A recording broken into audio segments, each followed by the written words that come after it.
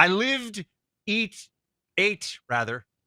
and breathed Russia collusion conspiracy for years of my life. He's talking about the Pam Bondi stuff. I'm talking about the Pam Bondi stuff. Everybody's talking about what's going to happen here in this Russia collusion investigation. And part of it is I spoke to Miranda Devine on Will's show, and she said something I thought was interesting, and maybe we should ping Miranda to come talk to us more about this, because she raised this, and I hadn't heard this before, so I'm just putting this out there.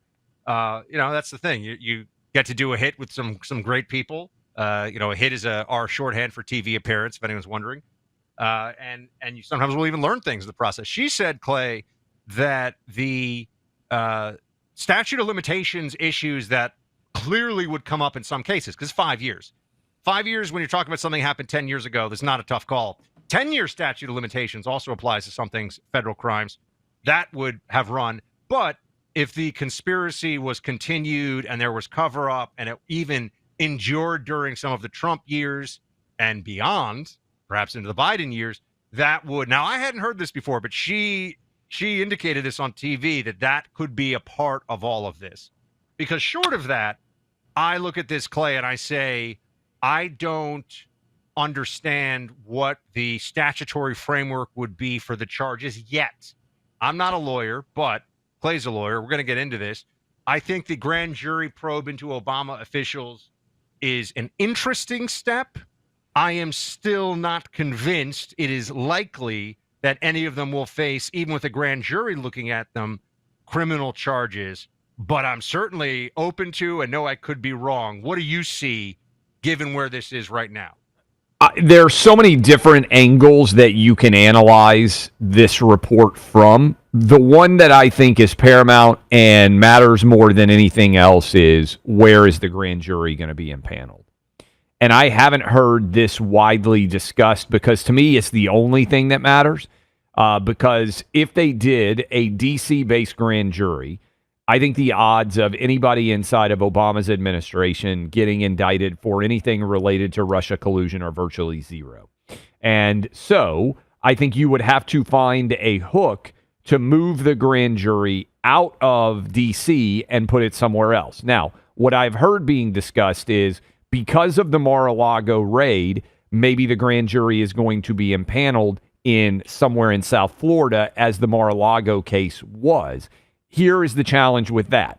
Do you think I could put on like one of those like glasses with mustache outfits and be like, "Hello, fellow citizens, put me on this grand jury"? Well, it would be funny, because in theory, you could be impaneled as a South Florida resident on one of these grand juries, but I imagine that you would be stricken from the jury pool quite quickly. I would imagine so too, yes. But here is the challenge. So one, everything else, all I think that matters is, where's the grand jury located? Two, is the grand jury, if it were located in Florida, is that a valid grand jury? And that's where you try to argue, this is all part of one grand conspiracy to get Trump, and it includes even the Mar-a-Lago investigation and raid from the FBI. I would imagine that almost immediately you would see where the grand jury is located as a major part of any defense that was offered.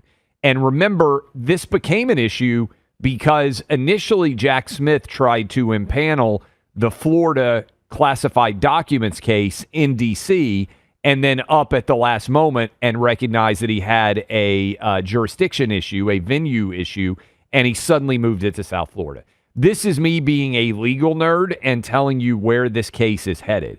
Part of me wonders, Buck, whether this is partly just a exercise in following through on promises, and if the jury declines to indict politically, the Trump team can just throw up their hands and say, Democrats won't indict Democrats for committing crimes. We did everything we could in this case, and then they think they win politically because it retains the issue here, but they did everything they could do from a legal process perspective. Does that make sense? And by the way, we can take calls on this because I know it's complicated, but I think you've got the number one question that has to be resolved is, where is this grand jury going to be? And for those of you out there that don't know, usually indictments are handed out by a grand jury. And if you have a grand jury in D.C. that is 96% or 95% or whatever the heck the percentage is, maybe 97% inclined to favor Democrats, I don't believe they're going to indict Hillary or former Obama officials. Continuing, if it's in and D.C., even there's I would say no chance. I mean, which is when like then I say no. It's just a political move because they can say we took this to the grand jury, but the D.C. grand jury would not indict. Remember, I give credit to the president because he's also said this, but we were the first show that I heard even talking about it. Obama is going to be protected by presidential immunity the same way that Trump was protected by presidential immunity. And there are people out there that will tell you that that's not true. And maybe you listen to some of them. I believe they are wrong. And I believe they are getting you fired up with the idea of, oh, Obama's going to face charges. Obama, I would be stunned beyond belief if he faced charges. And if he did, he would immediately defend himself by saying, hey, the same Supreme Court precedent that applied for Trump related to 2020 also applies for me.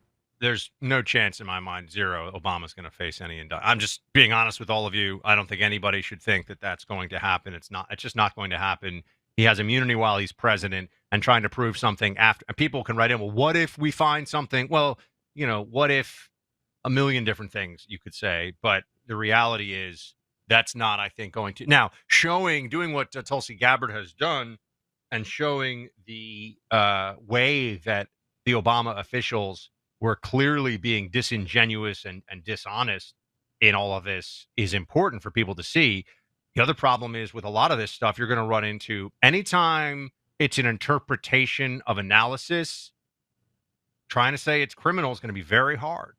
Even if anybody should have known. I mean, you saw this with the FISA warrants they ran against Papadopoulos, Carter Page, FBI stuff. They can say, well, maybe it wasn't a lock, but we thought that this was good enough that we should use our authority for the following reasons. Now, there was that one guy who lied.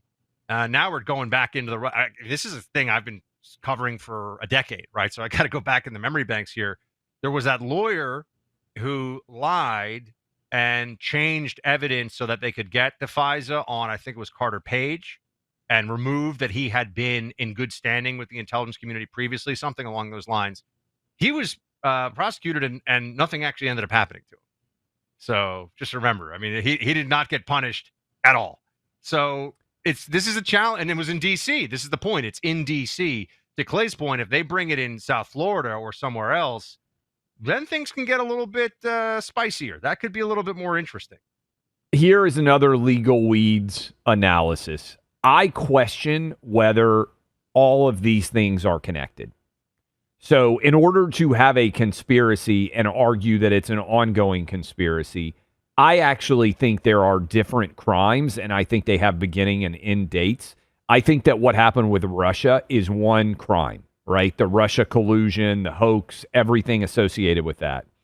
And it lasted for several years, and I think that is one thing. I actually think that's different than the Mar-a-Lago raid and also the 2020 investigations and all those things. So I think connecting all of those issues to argue it's one grand conspiracy is actually a challenging legal proposition, because usually, and I'll just give you an example, if you and I, Buck, engaged in a conspiracy to rob a bank, and then the bank robbery ended up happening one day, and that was a finite finished scenario, and then we engaged in an additional conspiracy and we decided to steal a boat, I would argue that those are, hopefully we don't do either of those things, but I would argue that those are two distinct crimes, and our partnership, even though we're involved in the same thing, would not necessarily be a conspiracy because they have an open and shut closed date.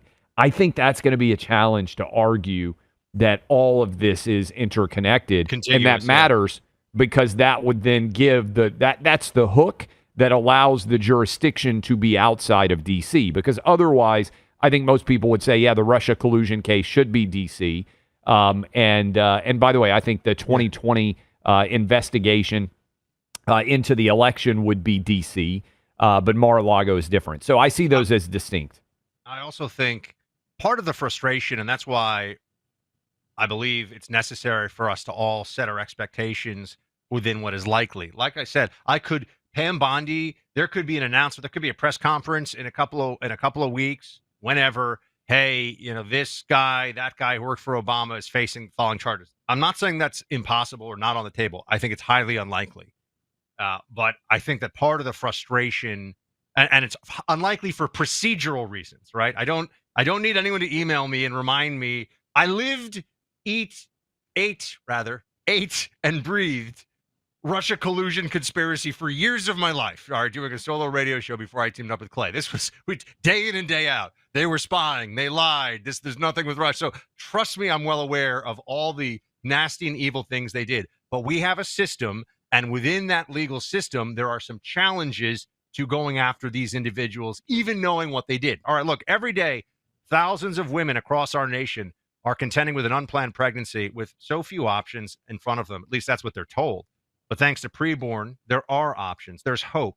The Preborn clinics offer life and support for that child and that mother. And they have a level of understanding and compassion for pregnant women that is just so incredible. And it's saving so many lives day in and day out. Over 350,000 babies have been saved through this life-giving work. Mothers like Valeria, who thought she didn't deserve to have a child until her search led her to a Preborn Network clinic. Now she has a beautiful baby daughter. This is happening every day. That's why your support is so critical. Just $28 a month can save a life. That's the price of a preborn ultrasound, which they give to any pregnant woman who walks in for free. They introduce mother to child through that ultrasound, and then the conversation about life becomes so much easier. Dial pound 250, say the keyword baby. That's pound 250, say the keyword baby, or go to preborn.com/buck, preborn.com/BUCK.